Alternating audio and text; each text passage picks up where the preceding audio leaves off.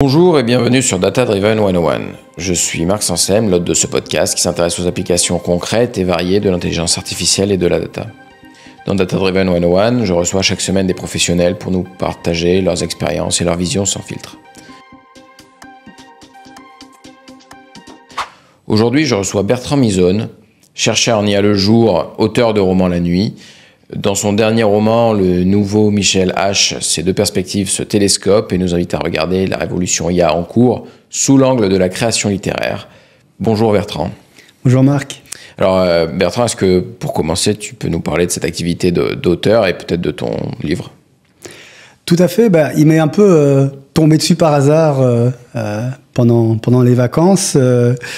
Où justement je ne devais plus m'occuper d'IA et voilà qu'un peu comme tout le monde avec cette révolution ChatGPT, on avait la créativité un peu stimulée et donc j'ai eu cette envie. J'avais déjà écrit un roman sans IA avant et j'ai eu l'idée en fait de faire participer l'IA à mon processus créatif. Et effectivement, ça s'est télescopé parce qu'étant chercheur en IA, je voulais pas simplement utiliser l'outil bêtement. Je voulais le triturer dans tous les sens et en avoir un usage lui-même créatif. Et c'est comme ça que le nouveau Michel H est né de cette question provocante et toute bête. Voilà, le nouveau grand écrivain dont tout le monde admire les travaux. Si c'était une IA, et c'est une question en fait très naïve, donc très intéressante. Ok, alors, de par ta passion, de ton intérêt pour l'IA dans la littérature, est-ce que tu peux nous partager l'histoire de l'IA dans la littérature ? Ça n'est pas né avec ChatGPT, on a eu toujours un peu ce fantasme-là qui a toujours existé. Effectivement, je m'en suis rendu compte après coup. C'est marrant parce que moi, je suis plutôt un maker, on va dire, donc je suis un peu rentré dans ce thème IA et littérature en faisant, et c'est seulement après avoir produit le manuscrit du nouveau Michel H que je me suis en fait rendu compte que il y avait plein de choses qui m'avaient guidé, plein de présupposés. Il y a d'abord l'image, et on y reviendra sans doute, de l'auteur, du romancier, comme un pur esprit créatif touché par la grâce et souvent très fantasmé dans sa vision médiatique. Et je trouvais pour ça le phénomène Michel Houellebecq, j'appelle toujours le phénomène Michel Houellebecq pour le distinguer de l'homme et de l'œuvre, était un super thème pour s'emparer de ça. Mais il y avait aussi et surtout comment on perçoit l'IA, comment on approche l'IA en tant que membre de cette société, je sais pas, voilà, qualifiée d'occidentale pour faire simple. Et là, c'est vrai qu'il y a tout un imaginaire qui est quelque part là dans notre cervelle et dont on a hérité en fait. Je me suis rendu compte par exemple, ça c'est très marrant, qu'il y a déjà des contes médiévaux qui parle d'IA. Évidemment, ça s'appelle pas de l'intelligence artificielle, mais il y a plein de variantes, des histoires d'alchimistes, notamment Albert le Grand, qui aurait fabriqué une tête en bronze qui savait tout. Et donc, il fallait lui parler. Donc c'est quand même dingue, quoi. L'IA conversationnelle au temps des châteaux forts, quoi. Et c'est d'autant plus marrant, de nouveau, ça dit beaucoup sur la mentalité de nos prédécesseurs. Le conte dit que saint Thomas d'Aquin l'a détruite un bon coup de marteau, parce qu'il a dit mais non, c'est diabolique ce truc, ça se peut pas, quelque chose qui sait tout, ça va forcément être mauvais, quoi.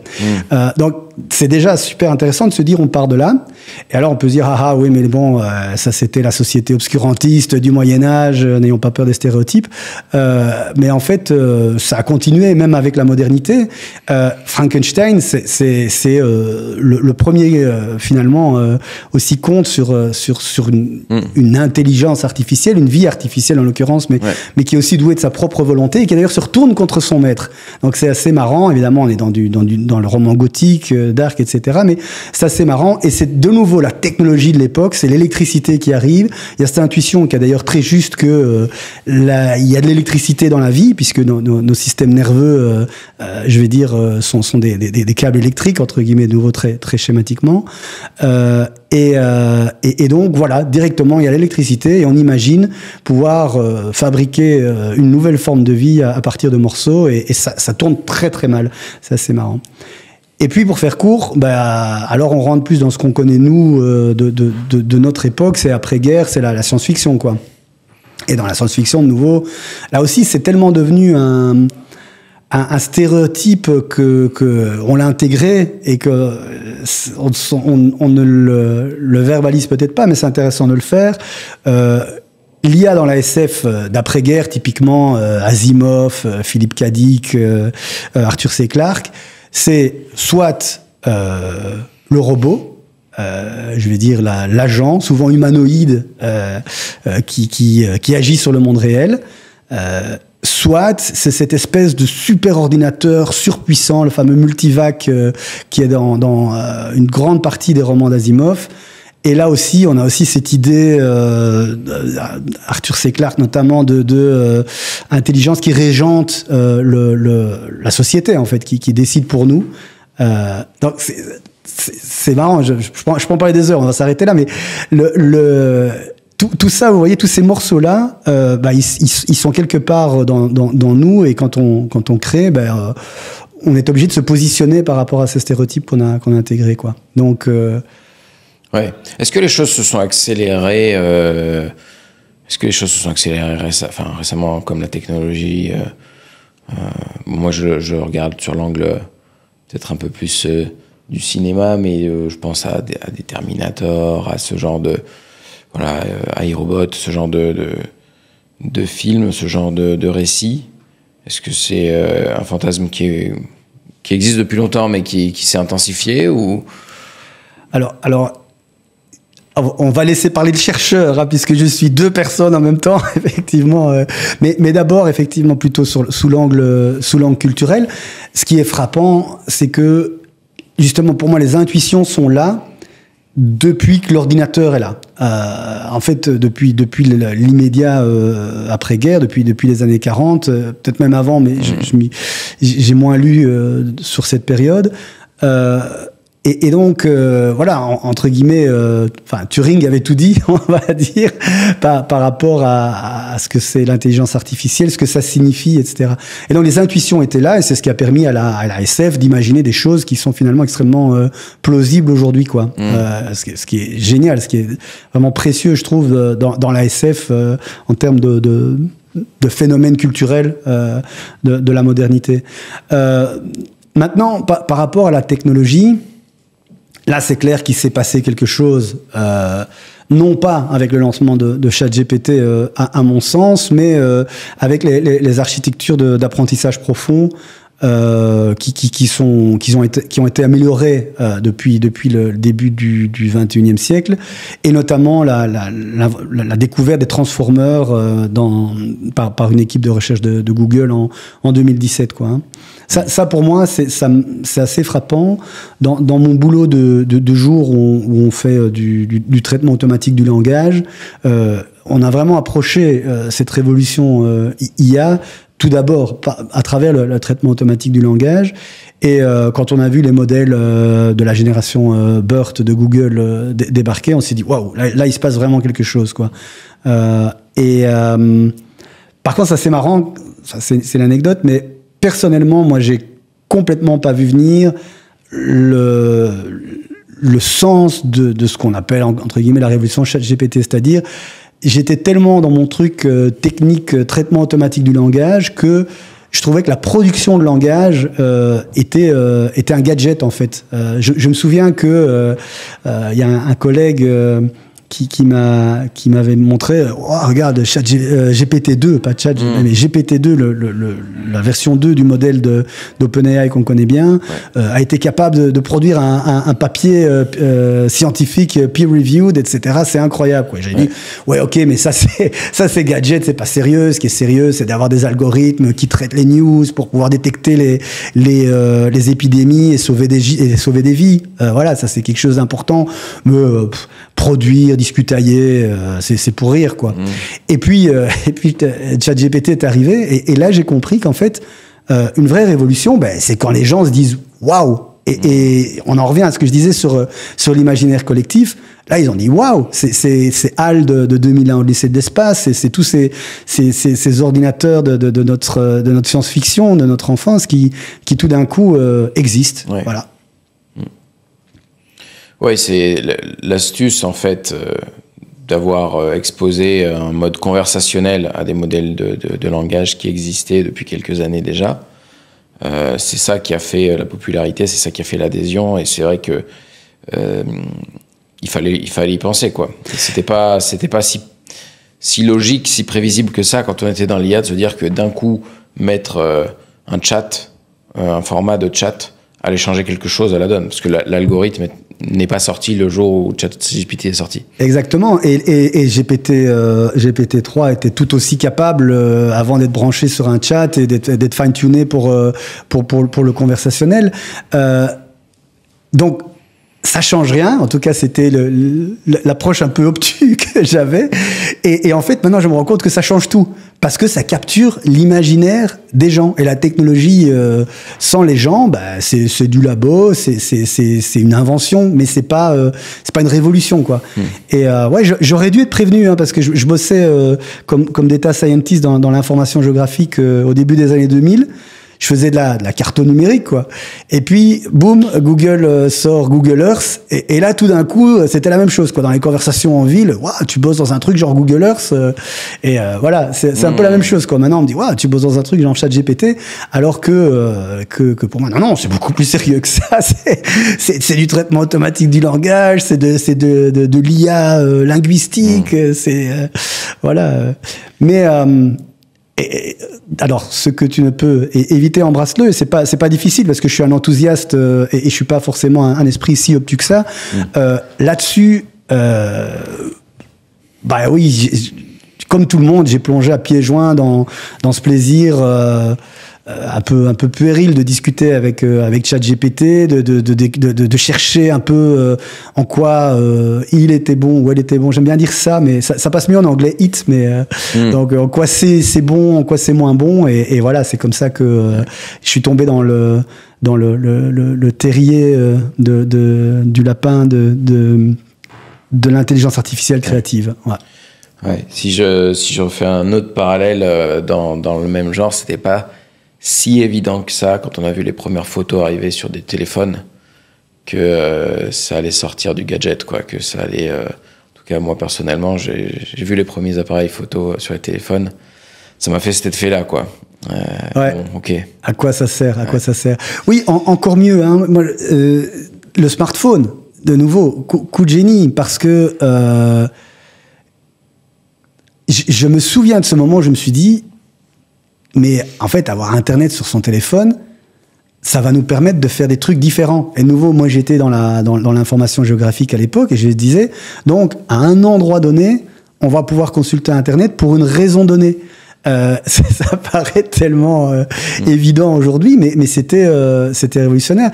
Ouais. Et de nouveau, un ingénieur en télécom va dire, enfin, c'était quand même simple, faire passer du data sur la fréquence, machin chose. Donc c'est ça qui est chouette. Dans la technologie, il y a l'imagination, et il y a l'appel à l'imaginaire des gens, en fait. C'est cool. Ouais. Oui, et à contrario, les téléphones pliants qui sont là depuis, comme ça commence à faire quelques années qu'on nous les pousse, et qui sont quand même un bid commercial assez fort. C'est difficile de se dire que c'était pas le futur aussi, quoi. Pourquoi pas bon, voilà, non, ça c'est visiblement l'utilisateur n'en veut pas. Alors l'histoire n'est pas finie, mais c'est vrai que ça fait quelques années, quoi. L'innovation, c'est aussi échoué, hein. Il faut reconnaître, voilà, s'il y avait une recette magique pour dire voilà ce qui va plaire aux gens. ça se connaîtrait, ce serait dommage et ce serait peut-être dangereux.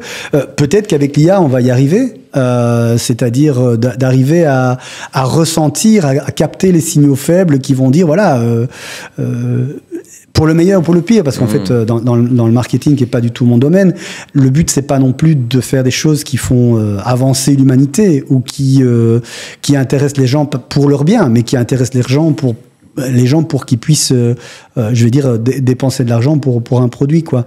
Donc, voilà. Est-ce que les puissances de calcul phénoménales qui sont mobilisées pour ChatGPT, par exemple, ne pourraient pas être utilisées pour régler d'autres problèmes de l'humanité?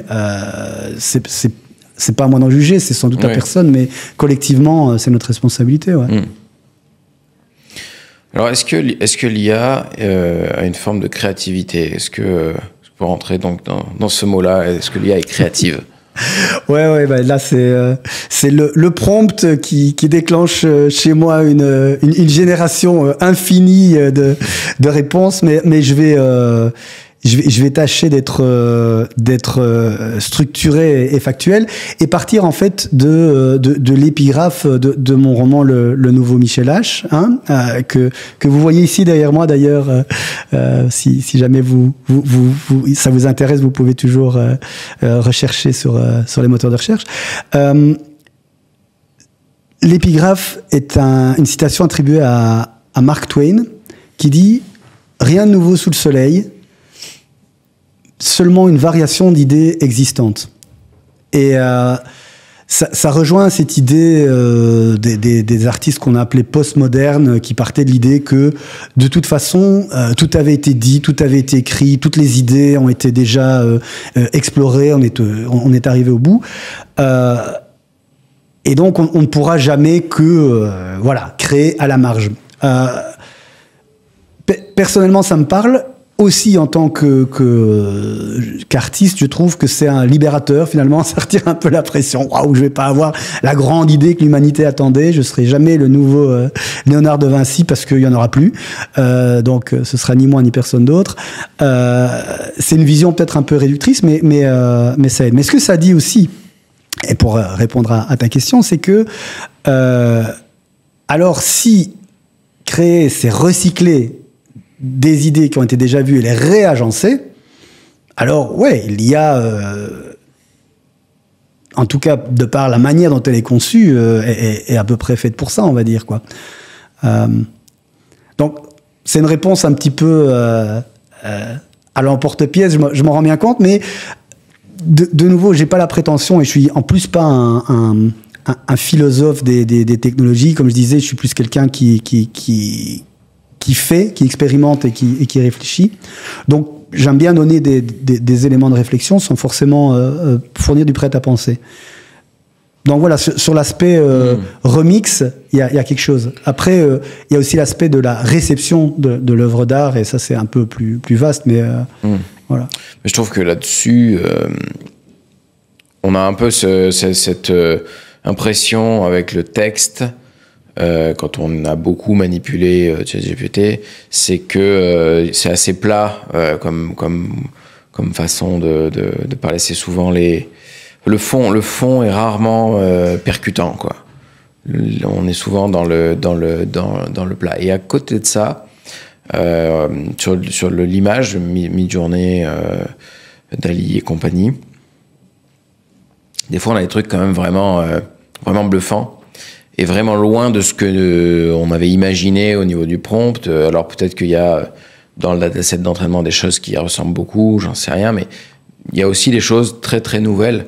L'exemple, c'est la doudoune papale, celle du pape François qui a sa doudoune taillée, voilà, avec une fausse doudoune Balenciaga taillée pour le pape, avec vraiment les codes de l'église, vestimentaire de l'église dessus. Je crois que c'est vrai pour le texte aussi, hein. Et de nouveau, c'est intéressant parce que ça dit aussi que il y a la production de quelque chose de créatif, donc un remix d'idées anciennes, si on en croit Mark Twain.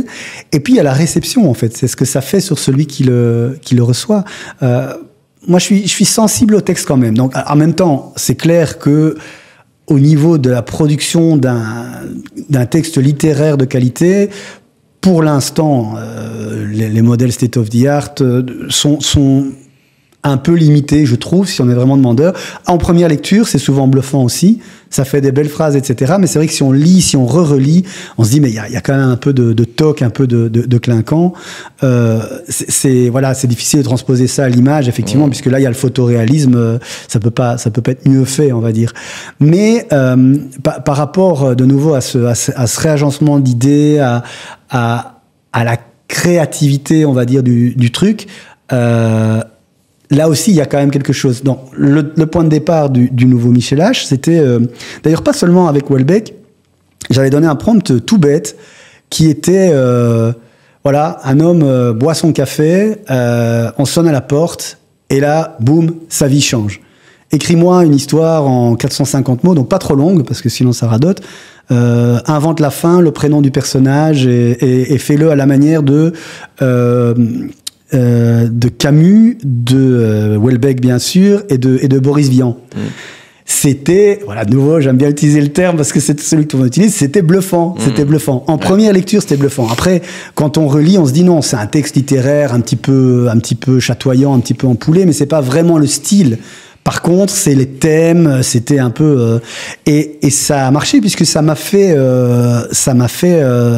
donné l'envie d'aller plus loin dans l'exercice, quoi. Et donc c'est là que c'est vraiment créé une collaboration en fait entre l'IA et l'auteur. Ça, c'est l'autre truc que moi j'ai envie de dire. La doudoune papale, c'est quelqu'un qui a eu l'idée ou c'est quelqu'un qui a demandé en tout cas de faire un pape au sport d'hiver. Je connais pas l'histoire derrière cette photo, mais l'histoire elle est humaine, l'étincelle elle est humaine, elle est faite par les humains pour les humains de toute façon. Donc ça, c'est l'autre aspect que je voulais dire dans la partie l'IA est-elle créative. C'est, à mon sens, ça reste un outil, un mixeur très complexe au service de la créativité humaine surtout. Ouais. Ouais. Non, bien sûr. Après, l'étincelle, c'est peut-être pas ce qu'il y a de plus compliqué. C'est-à-dire que l'input, si on veut lui faire donner un sujet. Oui, mais est-ce que le sujet intéressera les gens? On en revient à l'idée innovante, à l'idée waouh que tout le monde veut avoir. Un philosophe de la technologie avec qui j'ai eu l'occasion d'échanger récemment, Louis de Diesbach, commence toujours ses interventions en parlant de Deep Blue et des échecs. En disant, voilà, comme on le sait, depuis maintenant presque 30 ans, l'IA est plus forte que l'humain aux échecs. Oui.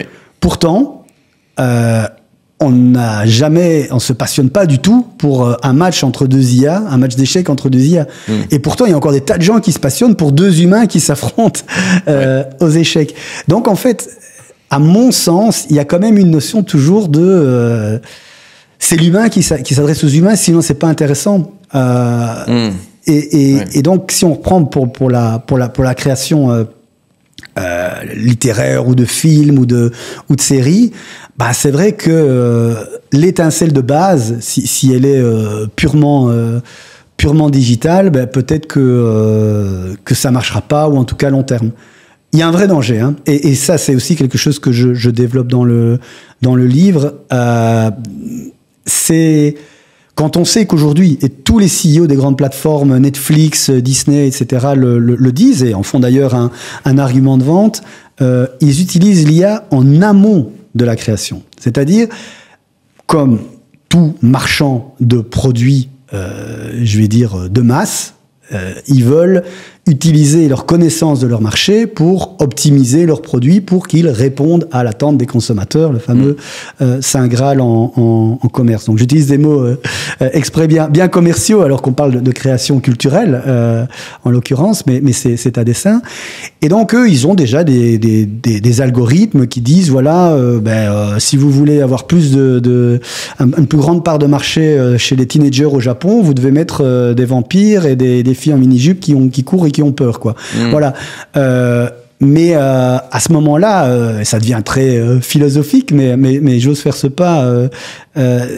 à ce moment-là, ça veut dire que c'est les machines qui vont décider, entre guillemets, des fictions, des thèmes des fictions qu'on regarde, et donc de nos récits fondateurs. C'est un grand mot, mais je pense qu'il est important. C'est-à-dire toutes nos séries, tous nos films, tous les livres qu'on regarde, toutes les histoires qu'on se raconte, en fait, elles ont un but, c'est de façonner une conscience commune, quoi. Et si on laisse ce boulot-là aux machines, là, on va vers les problèmes, je pense. Ouais. Quel genre de problème? Alors, j'ai dans le bouquin cette expression que j'ai pondue moi-même, c'est pas GPT, de fossilisation de l'intelligence humaine. Et donc, je me dis, mais si on est passif et qu'on se dit, voilà, on va recevoir toujours plus de fictions qui vont toujours nous ressasser les mêmes thèmes et les mêmes sujets, on va pas avancer quelque part, et donc en tant que société, on va pas avoir de nouveaux rêves et vouloir conquérir de nouveaux espaces, quoi. Mais non, je pense que ça ne va pas se passer exactement comme ça, parce que on va avoir cette impulsion humaine de se dire, ah mais j'en ai marre de ça. Finalement, on n'a pas attendu l'IA pour ça, c'est-à-dire tout ce qui est la production plus quand un truc fonctionne, on en fait plus, on en fait toujours plus, on en fait toujours plus. C'est vrai dans le monde de l'édition, où je parlais d'histoires de vampires dans les séries, ou je sais pas quoi. Et puis il y a une lassitude, et puis il faut trouver autre chose, quoi. Voilà. J'espère qu'il y aura toujours un humain qui sera là pour trouver autre chose. Ouais. Alors, il y a une série qui s'intéresse beaucoup à la technologie, qui s'appelle Black Mirror, qui aime bien, justement, trouver une approche un peu originale et un peu poussée, et pas tomber dans les idées reçues des dangers d'une technologie, mais vraiment se dire vraiment quel pourrait être le danger réel de cette technologie. Toi qui as, du coup, un pied en tant que chercheur dans l'IA et un pied dans l'écriture, quels seraient les scénarios catastrophes ou même les scénarios noirs que tu pourrais dépeindre avec l'IA? Alors d'abord, je dois dire une chose, faire un aveu très important. Je ne regarde pas la série Black Mirror. J'ai arrêté de la regarder parce que ça m'angoisse trop. Ouais. Parce que chaque fois que je vois un épisode, je dis mais c'est vrai, c'est trop flippant, c'est complètement ça. Et voilà, c'est bien la preuve du pouvoir de la fiction. Donc ça, je pense que c'est vraiment quelque chose de très intéressant à dire déjà. Ce genre de fiction sont très importants. On est nouveau dans cette veine de science-fiction, de dystopie, puisque ça met dans une histoire intelligible et dans des termes non techniques, dans des termes que tout le monde appréhende parce que ça nous concerne, des enjeux liés à la technologie. Donc, je vous conseille de regarder Black Mirror, même si je ne regarde pas Black Mirror, parce que ça me donne des cauchemars. Et cette démarche aussi, je la trouve super. Alors ça n'a rien à voir, mais je pense aussi au Mage du Kremlin, un roman qui a eu beaucoup de succès de Giuliano D'Empoli et qui parle de désinformation et de manipulation des masses. Et en fait, cet auteur est un essayiste renommé qui avait écrit des livres, notamment Les Ingénieurs du Chaos, sur le problème. Et voilà, ça passionnait pas les foules, quoi. Et puis il s'est dit, je vais en faire un roman. Et donc il a tout simplement transformé son essai en fiction, et ça a été le carton total. Donc, je digresse, mais j'y viens. C'est exactement la démarche que j'ai eue avec le nouveau Michel H, où au lieu d'écrire un essai en disant voilà les dangers, voilà les enjeux de l'IA créative, j'ai préféré raconter ça sous forme d'une espèce de fable un peu amusante au premier degré d'ailleurs, avec le monde de l'édition en effervescence, une éditrice manipulatrice, un jeune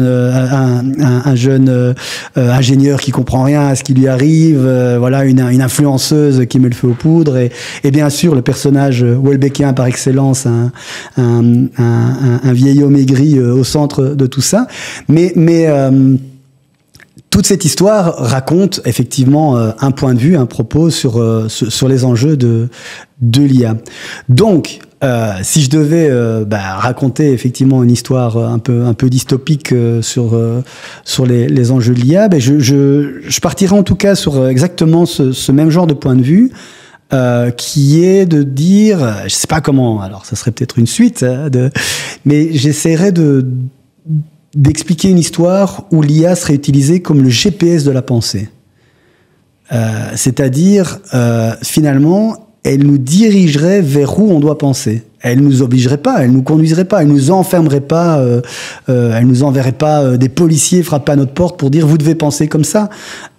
Mais elle serait là partout, tout le temps, pour nous faire penser intimement ce qu'on doit penser.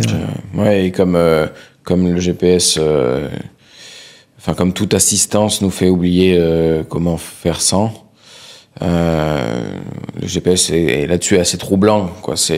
On ne sait plus s'orienter sans GPS aujourd'hui.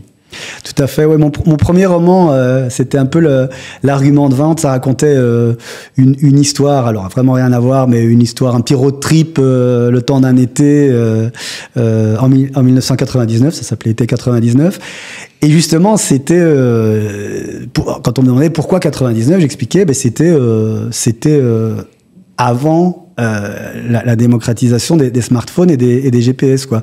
Et donc, c'était un voyage où on découvrait le monde au fur et à mesure qu'on l'explorait, quoi. Donc, je pense que l'analogie est vraiment sympa, mais de nouveau, il faut pas diaboliser la technologie de demain. En fait, elle est déjà là. Notre vision du monde est façonnée par les moteurs de recherche, qui sont elles-mêmes des intelligences artificielles. Ouais. C'est pas parce qu'elles ne discutent pas avec nous, c'est les mêmes réseaux neuronaux derrière, quoi. Ouais. Oui, je pense qu'une partie de la recherche aujourd'hui est déjà transformée par les IA, et ce GPS c'est déjà là pour la partie vraiment recherche d'informations. Ouais. Avec des enjeux importants, et là, évidemment j'enfonce des portes ouvertes, mais je pense que c'est important de le répéter, avec des enjeux importants pour qui contrôle ces algorithmes qui sont les GPS de nos pensées. Et là, voilà, il y a un vrai enjeu aussi. Censure, de manipulation. Exactement, ouais. Alors, quelles erreurs est-ce que tu pourrais nous partager pour qu'on ne les fasse pas? Ouais, alors, dans mon boulot de jour, j'ai eu le plaisir d'initier des milliers de gens aux outils les plus récents de l'intelligence artificielle générative. Et alors, le premier réflexe, quand on voit la barre de prompt, c'est de taper une recherche Google. Tout simplement parce qu'on a été conditionné depuis 20 ans. Ouais. C'était d'ailleurs une compétence qu'on a apprise à l'époque, pour ceux qui étaient là, de chercher quelque chose parmi une multitude d'informations. Avant, c'était pas comme ça. Avant, on parcourait un annuaire et on allait vers la bonne ressource, quoi. Mais taper les bons mots-clés est une compétence qu'on apprend au fil des années et qui est absolument pas naturelle, quoi. Les premiers essais du collège, du lycée, on tape n'importe quoi et on tombe très loin du compte, quoi. Donc c'est vrai qu'on oublie que c'est une compétence acquise. Exactement, et on a appris, je vais dire, à raisonner avec ce qui est déjà des réseaux neuronaux, ce qui est déjà des technologies du langage, notamment tout ce qui est sémantique, quoi, d'arriver, de l'aider à ne pas confondre les mots, hein, c'est-à-dire en anglais c'est toujours party pour parti politique ou party pour faire la fête, c'est pas la même chose, quoi. Et donc quand on utilise des mots clés, souvent inconsciemment on évite ces écueils-là.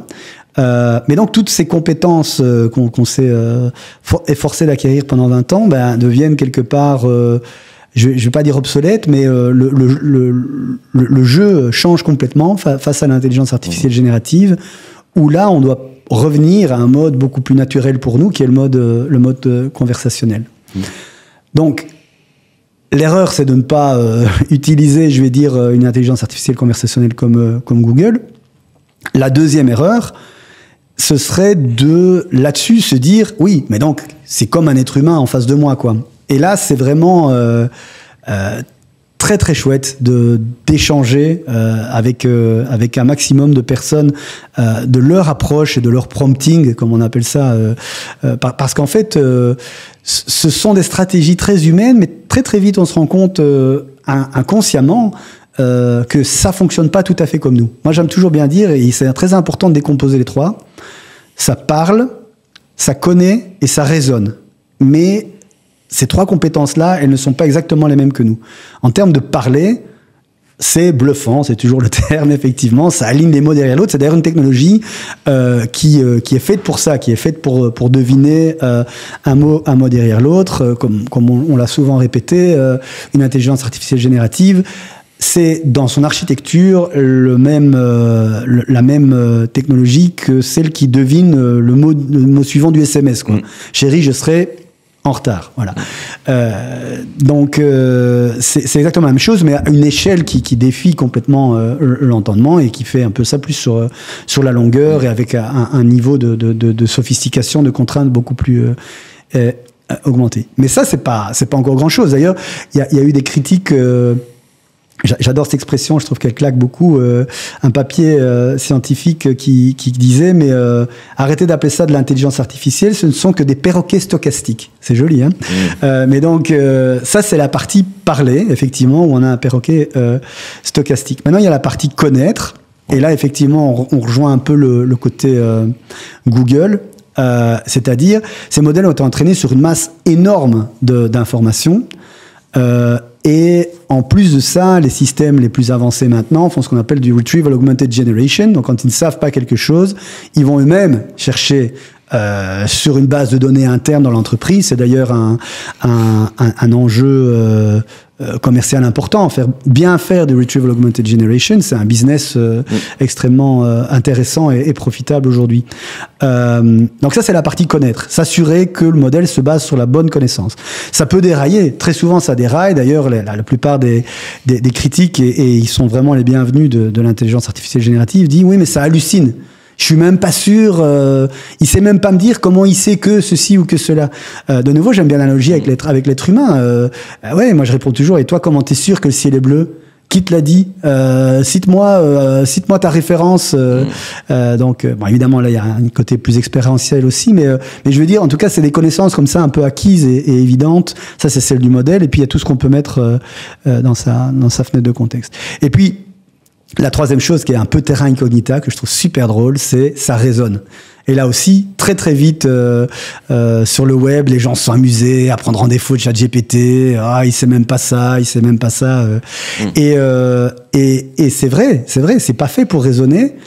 Et malgré tout, ça résonne. Et ça, je trouve que c'est vraiment intéressant. Donc,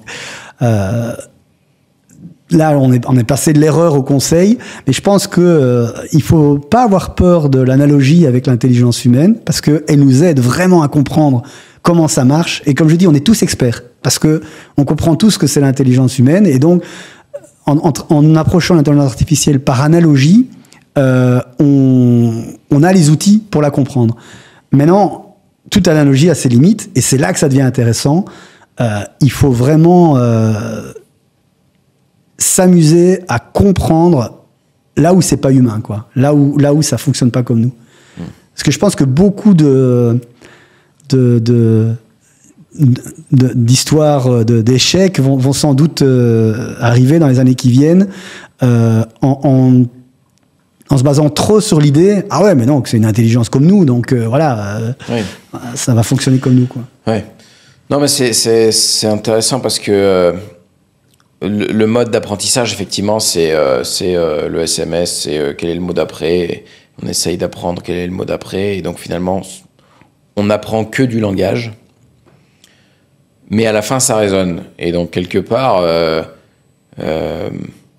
soit le langage est porteur du raisonnement, c'est un support du raisonnement. Et donc, finalement, ça a appris à raisonner à travers le langage.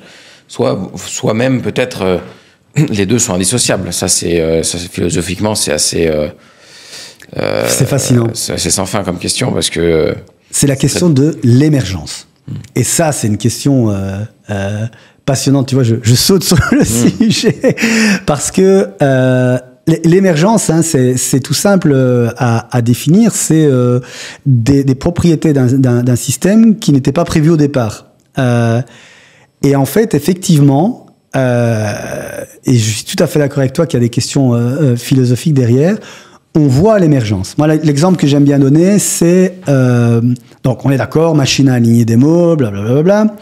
Mais si on demande, et j'ai fait le test avec tous les modèles de langage, je vais dire actuels, de tous les fournisseurs, des GAFAM, mais aussi les open source, aussi les challengers, genre Mistral. J'aurais posé la même question, c'est est-ce que tu préfères que je te donne 3/4 de 1000 euros ou bien 7/8 de $1,200? Tous ont sorti un raisonnement correct et une réponse correcte. Que d'ailleurs, moi, je serais bien en mal là, de faire sans calculette, sans accès à Internet pour savoir le taux de change du dollar, mais soit. Tous m'ont donné la bonne réponse. Or, c'est fait pour aligner des mots d'un derrière l'autre. Donc, soit cette question-là exactement a déjà été posée quelque part sur le web et ils ont réussi à retrouver la réponse et à me la sortir. Donc, c'est un super moteur de recherche, merci Google. Soit, comme je le pense, y a cette émergence de capacité de raisonnement, comme tu dis, avec des questions absolument vertigineuses, de savoir, mais donc le raisonnement, c'est le langage ou pas. Je pense qu'il y a des limites, évidemment, mais c'est quand même déjà bluffant d'avoir des exemples comme ça de raisonnement, on va dire, assez simple, mais qui fonctionnent. Parce que on n'est qu'au début, en fait. L'IA qu'on utilise aujourd'hui, c'est la pire IA qu'on n'utilisera jamais. On est un peu, j'aime bien faire l'analogie avec le web, on est un peu en l'an 2000 pour le web, là. Donc, c'est tout moche, il y a des gifs animés partout, il y a des liens, les moteurs de recherche, on n'est jamais sûr de trouver ce qu'on cherche. Donc, voilà, on va avoir des IA qui seront encore plus puissantes et c'est clair que c'est la nouvelle tendance, d'ailleurs, dans la recherche. On dit, toujours plus gros les modèles de langage, bof, mais il va falloir les équiper avec d'autres compétences, et donc c'est toute la vision notamment d'un Yann LeCun chez Meta et voilà. Donc tu vois l'émergence, il faut pas me lancer là-dessus, sinon on passe la nuit. Hein. Alors, est-ce que tu as une anecdote à nous partager? Une anecdote. Ouais, alors de nouveau, je trouve que ça c'est l'anecdote qui symbolise bien la question de l'IA créative et l'importance de la réception de sa création par l'humain. Je discutais avec un journaliste de Midjourney, donc comme tu le disais, qui fait des images photoréalistes absolument magnifiques et qui effectivement a une capacité à répondre à nos attentes, à nos prompts, je trouve qui est vraiment très satisfaisante et qui chatouille vraiment des zones de notre cerveau visuel. Mais je disais, ouais, mais c'est quand même un peu dommage, de nouveau à la LeCun, ça n'a pas de concept de la réalité, quoi. On demande une image d'une dame qui cuit des pâtes, et puis y a la casserole qui flotte en apesanteur au milieu de la cuisine, quoi. C'est quand même un peu naze, quoi. Et il me répond, ouais, mais peut-être que c'est une IA surréaliste. C'est bien le surréalisme. Et donc, voilà, tout dépend de la réception par l'humain et de quel était le but, ouais. Et est-ce que tu as une opinion à nous partager? Une opinion, oui, c'est peut-être comme je disais, cette révolution technologique, elle est incroyable, elle est massive. On peut la comparer à l'avènement de l'Internet il y a 30 ans. Donc, c'est déjà assez impressionnant dans une vie d'homme d'avoir deux grosses, je vais dire, de technologies complètement disruptives qui arrivent. Mais aussi, puisque j'ai eu le privilège de vivre aussi cette révolution-là, j'ai eu aussi la tristesse, en fait, de découvrir que les idéaux et l'optimisme qui prévalaient quand l'Internet est arrivé et qu'on s'est dit « Waouh !» la connaissance sera partagée de manière fluide et gratuite entre tous les êtres humains. On pourra tous se parler ensemble. Il y aura plus de guerre, il y aura plus de mensonges, il y aura plus d'ignorance, etc. Ouais. Et on voit ce qu'est devenu le web aujourd'hui et les terribles problèmes sociétaux qu'il pose. Ben ça me fait ça me fait réfléchir, ça me fait avoir une opinion un peu pessimiste par rapport à ce que l'IA va nous apporter. Donc, pour retourner le pessimisme, le challenge en opportunité, je pense qu'il y a vraiment un enjeu à mettre cette IA au service du bien commun. Et ça passera peut-être par une décentralisation, par une revalorisation de tout ce qui est open source, non propriétaire, etc., etc. Pas seulement comme stratégie de croissance pour des boîtes qui savent très bien ce qu'elles font, comme l'a fait OpenAI ou comme le fait Meta aujourd'hui avec Llama, et on est très très très reconnaissant que ces modèles soient open source, open weight. Mais des vraies technologies qui soient ouvertes et collaboratives, ça pourrait être, je pense, un contrepoint important au danger qui nous guette par rapport à l'IA finalement comme un amplificateur des problèmes qu'on a déjà. Ouais. Et alors pour finir, qui est-ce que tu aimerais entendre au micro de Data Driven 101 dans un prochain épisode? Alors justement sur ces enjeux sociétaux, il y a un média que j'ai découvert récemment qui s'appelle Dans les algorithmes et qui apporte un avis très incisif, très je dirais presque militant sur ces enjeux sociétaux de la techno. Et je trouve que c'est des voix qui sont importantes à entendre aujourd'hui. Donc je pense que il faudrait aller voir du côté de ce média le journaliste qui dirige le projet, je pense qu'il s'appelle Hubert Guyot. Et donc voilà. Je le connais pas personnellement, mais n'hésitez peut-être pas à le contacter. Ouais. Très bien. Et bien merci Bertrand. Merci à vous.